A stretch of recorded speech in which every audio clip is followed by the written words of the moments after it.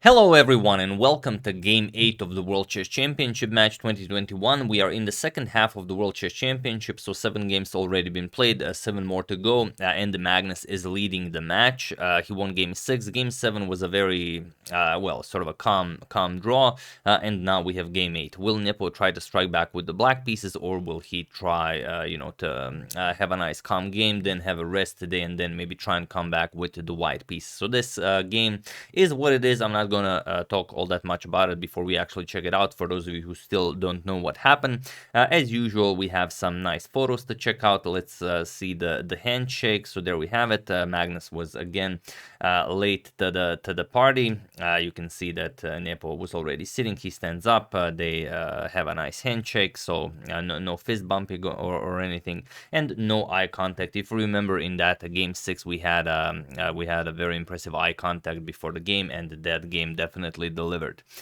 Here we have the first move being made by Michael Salgado of Real Madrid. I'm told he no longer plays for them, but that he was a very good player. He played e4 for Magnus. Not sure if he asked him whether he wants to play e4 or not, but he did play it. Magnus did say something. Maybe he said play e4. Maybe he said, play whatever you want. I'm good with anything.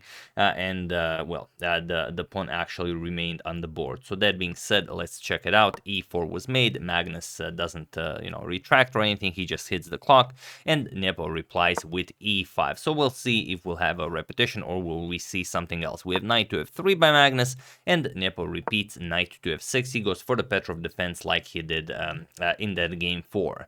And in game 4, Magnus played knight captures on e5, which is a very nice reply, but here he goes for the more aggressive d4. This is the Steinitz attack, and it can lead to some very interesting lines. And the most common way to play this is to just capture, but not e captures on d4. This is also played knight captures on e4 is considered the absolute best line for black. So here bishop to d3, we have d5 defending the knight, and only now Magnus recaptures his pawn. We have knight to d7, and the Magnus grabs it. Knight captures, bishop captures, and now there are a couple of very interesting moves that you can play here, such as castles, knight to c3, but Magnus plays knight to d2. It's not a new move or anything. It's been played many times, but it's not easy to deal with if you don't know how to play it and if you encounter it in a World Chess Championship match. So there are a couple of nice ways to meet it. The most impressive one for black seems to be f5, but this looks like an ugly move to play. If you don't know, it's the main move, and it kind of weakens your king, so maybe it's not an easy move to play. Another thing, if you're not sure, maybe you just go back with the knight to f6, and then we see something like castles, bishop to d6, and white continues with c4, and it's a nice game for both white and black. But Nepo makes a very interesting choice. He actually captures on d2, which kind of helps Magnus develop. We have bishop captures on d2. Notice that there are no knights left in the game, so there will be no horsing around this game. And bishop to d6 by Nepo. Again, trying to go very, very symmetrical here. Queen to e7 is always a popular choice here. You really ask white, what are you planning? Are you trading queens or not? And if something like bishop to e3, we can even go into the forcing queen to b4 check, and now after queen to d2, just trading queens, captures, and you play the same game. But after that torture in game 6, it doesn't seem like this is something you want to do against Magnus already on move 11. So Nepo continues developing. He plays bishop to d6, and now this is looking very, very aggressive. Look at the two mighty bishop pairs. It's not very often that you see something like this. So here Magnus castles, and he's asking Nepo, are you also castling here? Because if you are, we're going to have a very interesting game. If you castle, I'm playing queen to h5, threatening checkmate. It looks barbaric, but it works very nicely. And then after f5, preventing this, who knows what might happen. Bishop g5, we attack the queen. Let's say bishop e8, we offer a queen trade. Queen h4, now queen d7. Sort of, we get some sort of a position like this, where black will have to figure out what to do with the light square bishop, and white will have a very reasonable way of developing his pieces. Maybe even f4 can be played at some point. So this is what Magnus is offering after castles. But Nepo says, nope, we're not going to have that. I'm going to play h5. And h5 is not only a very impressive move, it's a move Nepo made after some 20 minutes of thinking. It's also a new move. It was never played before. And once you see it, it makes sense. So you prevent the queen from going to h5 ever again. Another thing, white castled. Black did not castle just yet. So if we see something like g3, h4 already threatens to open up the h file. So Magnus really has to figure out how to go about at this position, and he does. Magnus spent here some almost 40 minutes. That's insane to spend on one move in a World Chess Championship match, but it is required because what do you play here? So your usual suspects are something like c4 and queen to f3, but it's not easy deciding on either of them after a move like h5. It's just a pretty crazy move. To show you at least a little bit, for example, if c4, which is a move you usually play, queen h4, and now if g3, we can even play queen captures on d4. That's the reason. If bishop c3, yes, we're gonna win back our pawn. Queen to g4, we offer a queen trade. Now we trade, let's say captures, bishop captures on g7, rook g8, and now we're gonna throw in one check. After king to d7, we go back bishop to c3, and we get this position where white can't really say that he's enjoying it all that much. Black will get rid of this pawn. He will push the f pawn as well, and it doesn't look like all that much for white. Another thing you might consider after this h5 move is just going queen to f3. Looks very interesting. You put pressure on the d5 pawn, but then after bishop to e6, as you are expecting rook to e1, so the bishop is well placed there, we might see something like, for example, bishop f4, queen to f6, now putting pressure, x-raying that white queen, and now let's say bishop to b5 check, c6, and now bishop captures on d6. Some trades will happen, captures. First, we're going to capture this with check. We want to win back our pawn. B captures, for example, g captures on f3, and you would have this position where it's 6 pawns against 7, but Magnus would have the doubled f pawn, and it's probably playable. Both pairs of rooks are still in the game, and it's bishops are of opposite colors, but again, it doesn't give you all that much. So it's just too complicated of a position to really decide where you want to go, because any move you play here can leave you with a train of thought that will last for maybe like an hour, which it did in this particular case, as Magnus spent some 40 minutes in this position, and he decided on queen to e1 check, not even rook to e1 check, because after rook to e1, you know what Nepo is playing. After rook to e1 check, Nepo was going king to f8, and then it's a complete madness of a position, something that Nepo actually thrives in. So Magnus instead went queen to e1 check, not rook to e1, and now we have king to f8. So like the honey badger, Nepo just doesn't care, and he doesn't want to worry himself with how he's going to castle or anything. Because if you play bishop to e6 now it's different. The queen is on the e file, and you can start pushing the f pawn. So now the rook on the f file and the queen on the e file definitely make a difference. So king to f8. Not worrying about castling, and now bishop to b4. Also one of the reasons the queen is nicely placed on e1 to guard that bishop on b4. We have queen to e7, offering a queen trade, but also threatening bishop captures on b4. And now Magnus plays bishop captures on d6. Now, you can't really trade queens because you're going to have to recapture on d6 with the pawn. So queen captures on d6, this leaves the queens into the game. And now queen to d2. We have to develop our queen to get the rooks into the game. And now, again, how do you continue here? You might continue with h4. This is always very nice. If you can get that h3 move in, it's gonna be great. So Magnus will probably play something like h3, but Nepo just starts by bringing the rook into the game, and Magnus does the same. Rook 8 to e1 to counter the rook on e8, and now rook to h6. Preparing to bring the rook maybe to f8 to put some pressure, to f6 to put some pressure on the white king's position, but also you could just trade, for example, captures, and then rook to h6 if you want to remove a pair of rooks off the board. Nepo seems to think that that's not necessary. He goes rook to h6 right away, and now queen to g5 by Magnus, putting again some pressure on the position, and it's not easy for Nepo to make a move, but it's not all that difficult either. He just plays c6 here. he says, all right, I'm gonna defend my d5 pawn. And what do you play here? Well, okay, Magnus plays rook captures on e8. It's the absolute best move because the king can't capture. You lose the g7 pawn. So you have to play bishop captures, and now comes rook to e1. Now we have this position where Carlsen's bishop is very nicely placed, the queen is very nicely placed, and the rook is very nicely placed, where the bishop on e8 not all that much. So here we have queen to f6, offering to trade queens, but of course we do not want that. We just go back, queen to e3, and now Magnus is threatening queen to e8 checkmate, so of course we have to tend to that. So bishop to d7, now the bishop nicely covers the light squares, queen and king cover the d7 square, so nothing to worry about here. And we have h3 by Magnus. At some point you will move the rook, move the queen, so an additional square for the king will be much appreciated. And now Nepo has to decide how to go about this position, whether he wants to play h4, whether he wants to start maybe with g5. Also seems like a possibility. The bishop here that seems to be not doing all that much could actually give support for that g4 push at some point. But Nepo starts with h4 first. It's a good start because you can still play g5, g4. The h4 pawn only, improves that. If you've seen any, neural nets playing chess, you know that pushing that h or a pawn can go a long way. And the situation on the clock here is, if you guys are interested, 41 minutes for Magnus and an hour and 12 minutes for Nepo. So Magnus really spent a lot of time deciphering that h5 idea that Nepo played. And here, again, you can play many things. You could just play c3, which is kind of, it looks a bit boring, equalish, but it does make sense. But Magnus decides to go for c4 right away, so putting pressure on that d5 pawn.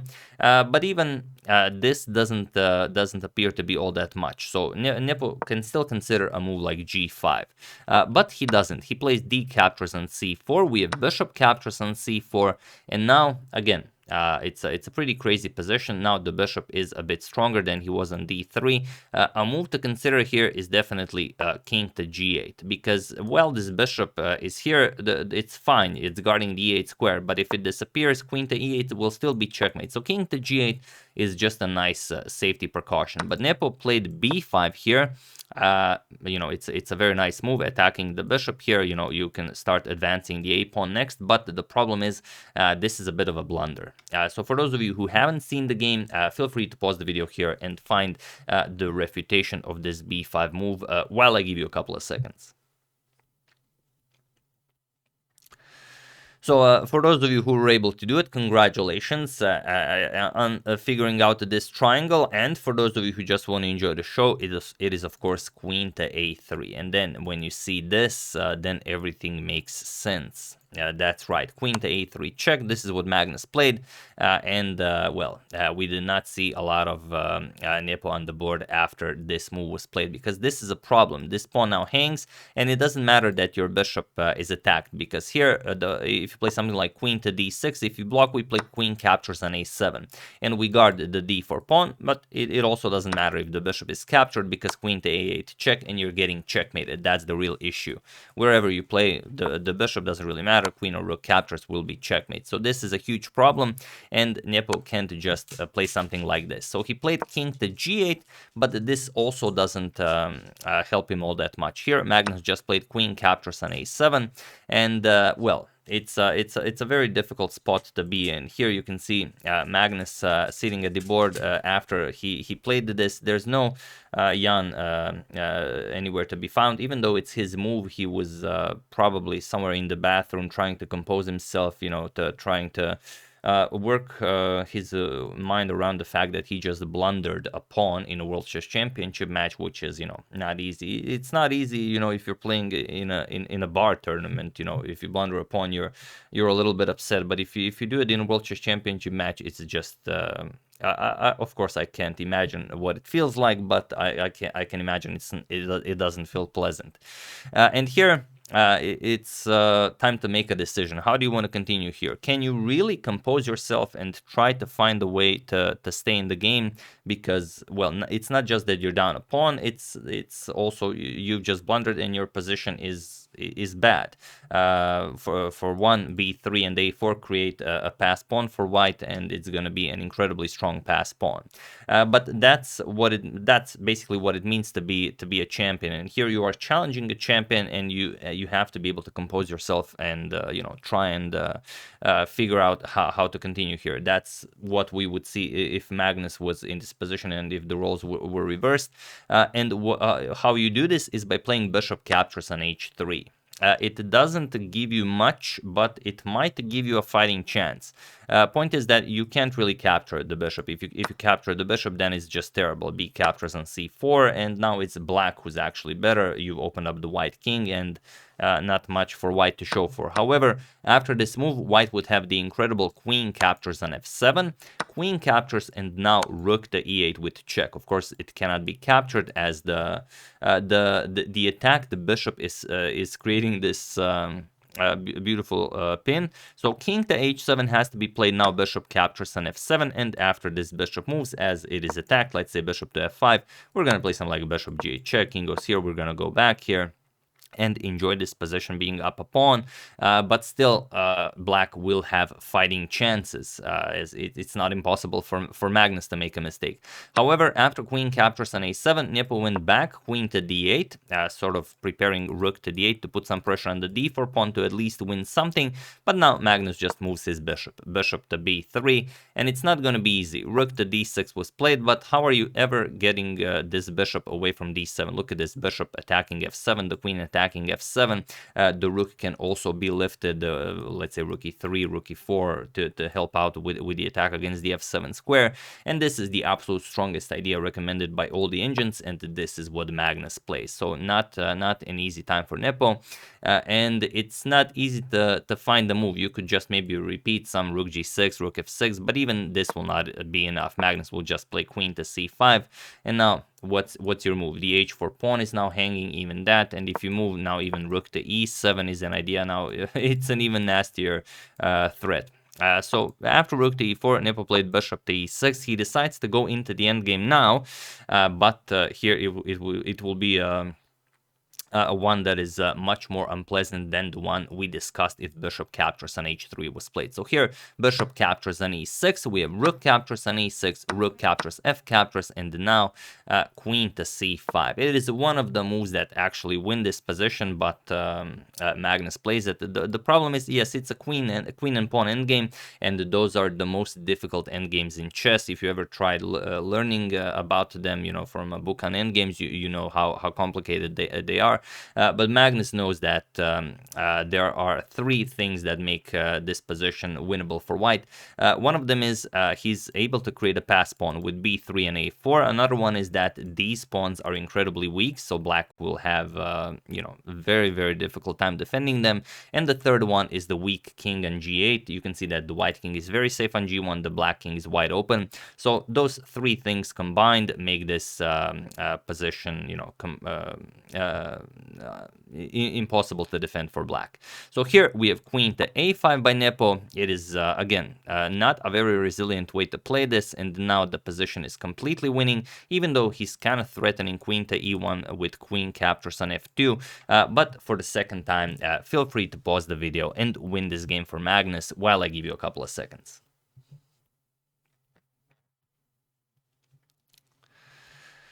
So for those of you who were able to do it, congratulations on spotting this move. It is not an easy move to find, and although b4 is a very impressive move in this position, no, it is not b4 this time. It is actually queen captures on c6. So congratulations to everyone who figured out that this is okay and you can allow black to do this, as this seems to be the only way to win this game for white. So here we have queen to e1 check, King to h2, Nepo captures on f2, but now queen captures on e6 with check. We have king to h7 and now queen to e4. Another check before we secure all of the squares, because one thing you don't want to allow is something like, well, let's say the queen is not defending d1 square. Let's say you allow queen g3 check, queen e1 check, queen g3 check, queen e1 check. You have a perpetual, and you will no longer be able to win this game. So Magnus needs to take care of that. We have king to g8, and now Magnus is down to some 15 minutes on the clock. Nepo has some 24 minutes on the clock, but it doesn't matter. Magnus spent some time here, plays b3, and he shows that there is no way to actually play this. You could play b4 now. Capturing here, of course, is met with just queen captures e8 with queen to e8 check, followed by capturing on b5 and defending this pawn. But even b4, now you can just start pushing d5, and after, let's say, queen captures on a2, the pass pawn is much too strong. You can even capture on b3, d7, and that's it. After one check, let's say king to g1, queen to c7, we're gonna guard this square, but queen to d5 check. Next move, we bring a queen into the game, and it's game over. So Nepo actually had to go for the other line that we've shown that doesn't promise all that much. Queen to e8 with check, king to h7, and now queen captures on b5. So the pawn is now nicely defended. Queen f2, Nepo still dreaming of some sort of a perpetual, but now queen to e5, just guarding all of the squares, not allowing anything. We have queen to b2 attacking the pawn. Now queen e4 check, king to g8, and now queen to d3. Everything is nicely defended, and after queen to f2, Magnus plays queen to c3. We have queen to f4 check, king to g1, move 40 has been reached, so no more time pressure for either of them. King to h7, and now queen to d3 with check, g6 by Nepo, and now Magnus even brings his queen to d1, saying that now everything is protected and there is absolutely nothing you can do here. I'm just going to start pushing my d pawn, and that's it. That's game over. So queen to e3 check was played, king to h1, and now Nepo is without a move. Magnus played this basically to perfection. Every move was the absolute top engine move. g5, he wants to try something like g4, maybe h3, then trying to open up the position to start giving some checks, but Magnus just plays d5. We have g4, Magnus captures on g4, we have h3, and here Magnus plays queen to f3, and it was in this position on move 46 that Nepomniachtchi resigned the game, as there is nothing more to be done here. Even if you open up the position with captures this, I mean, it's you're up 3 pawns. Of course, this is unplayable. You can even be, completely bold and go, up the board with your king. Doesn't really matter. Let's say queen d2, king to e5 check, queen to g5 check. Now you block queen to f5 check. Of course, you trade the queens, but regardless of what black plays, you will always be able to get out of checks and then promote one of the pawns to a queen. So of course, after queen to f3, Nepo depleted all of his resources, and he had to resign this game. So Magnus wins not only game 6, he wins also game 8, and now Nepo is a really bad position. 8 games have already been played, so we're gonna play an additional 6 games. And Nepo now needs to win not 1 but 2 games to get back into the match. So now I don't think we'll be seeing the same approach as we've been seeing so far. This is a pretty tough situation for Nepo to be in, but maybe it's a great situation for the match and for us, the viewers, because now I believe the games are about to get a lot more interesting. Of course, we're not gonna see over pushing or anything, because that would be just silly. But who knows? We might see the Marshall attack. We might see some other crazy ideas, because he has to come back into the match somehow. Otherwise, he can just draw the other 6 games and play incredible chess, but it's much more likely that he will try to get back into the game. Will he be able to compose himself? He does have a rest day. Will he come back stronger from all of this? We'll see. But it's been a long time since Magnus won 2 classical games in a World Chess Championship match in the actual classical portion. So yeah. That's the game. Hope you guys enjoyed it. Nepo most definitely didn't. Blundering a pawn in a World Chess Championship match game, that's, I would not like to experience that. Even though it would mean I would actually get to play there, but still, it would be too difficult to handle. So we'll see what happens. But yeah, once again, hope you guys enjoyed this. I would like to thank AK47, Nika Chubinica, Primoz Lorenchak, Kevin Huang, and Christopher Hall for your contribution to my channel. Thank you a lot. I really appreciate it. As usual, you can check 2 of my previous videos here. Thank you all for watching, and I will see you soon, continuing the coverage of the World Chess Championship with Game 9, and we'll see if Jan will be able to bounce back with the white pieces. Thank you all. I will see you soon, and have an excellent rest of your day.